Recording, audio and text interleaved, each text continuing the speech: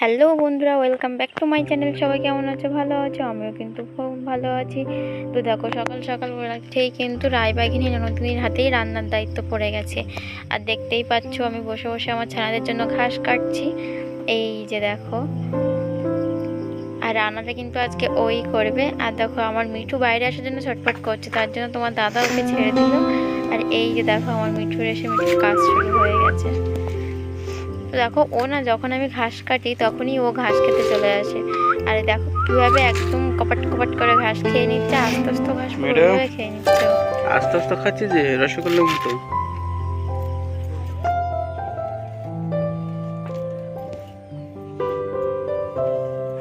আর দেখো, মিঠু কিন্তু এমনিতে পোকা, তারপরে ফড়িং, ঝিঝি, এই সমস্ত কিন্তু ওরা এসবই খায়, পাখি জিনিস।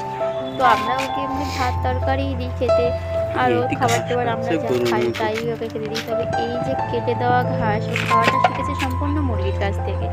আমার এই ছানাপোনাগুলো যখন এই কাটা ঘাস খায়, ও সেটা দেখে দেখেই শিখেছে।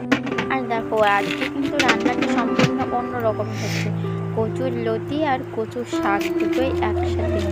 কচু শাক আর চিংড়ি মাছ, আর কচুর লতি আর চিংড়ি মাছ একসাথে ভাজা করে খেতে ভীষণ ভালো লাগে। তো তার জন্যই তোমাদের দাদা নিয়ে এসছে আজকে। আর এই যে দেখতেই পাচ্ছ, আমার বড় দুটো ছানা বাইরেই ছাড়া আছে, আর ওই জালের ভিতর দেখো ছোটো ছোটো ছানাগুলো ছাড়া আছে।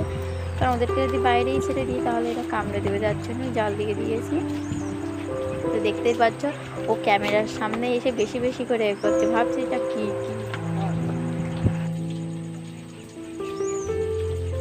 আর দেখো, এই সময় আবহাওয়াটা না একদম অন্য রকম। সকালে প্রচণ্ড রৌদ্র পড়ছে, রৌদ্রর এত তাপ যে বাইরেই বার হওয়া যায় না। আবার এদিকে বিকালবেলায় ঠিক করে বর্ষা আসছে। মানে কি যে হচ্ছে কিছুই বোঝা যাচ্ছে না। এই আবহাওয়ার পরিবর্তনে না অনেকে অসুস্থ হয়েও পড়ছে। আমার যেন কেমন এরকম মাথাটা ঝিমঝিম করছে। তো দেখো, আমি ওদেরকে খাওয়া দিইনি, যার জন্য খাবার নিয়ে চলে গেলাম। আমার বড় ছানাদের দেওয়া হয়ে গেছে, কিন্তু ছোট ছানাদের এখনও দেওয়া হয়নি, তার জন্য আমি খাবার আর জল একসাথেই নিয়ে যাই। আর দেখো, ওদেরকে কিন্তু আমি ম্যাশ দিই খেতে, কারণ ওরা এখনও ছোটো ছোটো, তার জন্য ম্যাশ দিয়ে দিই। আর বড়দের ম্যাশ দিই, কিন্তু তার সাথে ঘাসও দিই। তো দেখো, ও ভাবছে আমাকে কখন দেবে। আর সত্যি কথা বলতে কি বলতো, তো আমার সারাদিন না এদেরকে নিয়েই সময় কেটে যায়।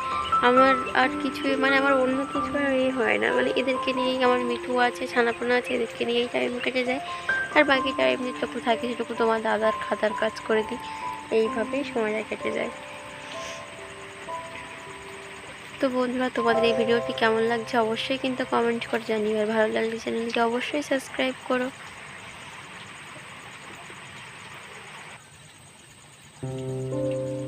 তো দেখো, ওদের খাওয়া দিচ্ছে না বলে কি রাগ, দেখতেই পাচ্ছ কত জোরে ডেকে উঠেছে।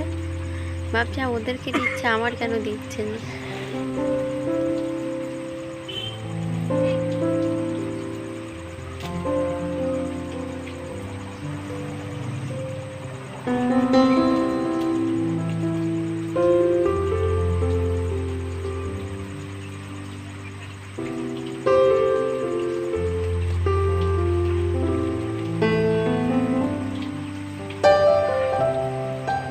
দেখো, আমার ওদের খাবার আর জল দুটোই দেওয়া এবার কমপ্লিট হয়ে গেছে।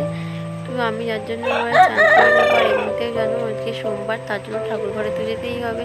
তার জন্য আমাকে আবার ফুল গাছে যেতে হবে। তো দেখো, আমার ফুল গাছে শিব ঠাকুরকে দেওয়ার জন্য কি সুন্দর সুন্দর ধূপটা ফুল ধরেছে, তোমাদেরকে সেটাও দেখাবো।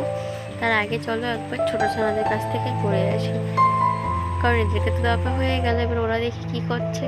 তো এই যে দেখো, চলে এসেছি। আর এই দেখতে পাচ্ছ, ওদেরকে সবুজ ঘাস দিয়েছিলাম, তা ওরা খেয়ে পুরো একদম শেষ করে ফেলেছে, শুধু ডাঁটাগুলোই পড়ে আছে। এই যে, আর দেখো আকাশে কি রৌদ্র, আবার এদিকে মেঘটাও দেখো কি সুন্দর। তবে আকাশের এই দৃশ্য, এই কালারটা কিন্তু আমার বেশ ভালোই লাগছে। তোমাদের কেমন লাগলো জানাবে কিন্তু। দেখো, আর রৌদ্রের তেজটা দেখতে পাচ্ছ, আপনি শুধু গাছের ছোঁয়া বলে একটু বাঁচা, কিন্তু গরমও পড়ছে আর এই সময়টা। আর এই যে দেখতে পাচ্ছ, আমার গাছে কি সুন্দর সুন্দর দেখো ধূপটা ফুল ধরেছে। এই ফুল নিয়েই আমি কিন্তু শিব ঠাকুরকে দিই। আর পাশে দেখো টগর ফুল ধরেছে। তো চলো তোমাদেরকে এবার দেখাবো আমার ঘরে কিন্তু ইনকিউবেটারে ডিম বসানো আছে। আমি বাচ্চা ফোটাই, তোমরা এর আগের ভিডিও দেখেছো। তো এই যে দেখতে পাচ্ছ অনেকগুলো ডিম বসানো আছে। তো আমি এখন এই ডিমগুলোকে ঘুরিয়ে ঘুরিয়ে দেবো। তো তারপরে একটু রাস্তার দিকে আসলাম ঘুরতে।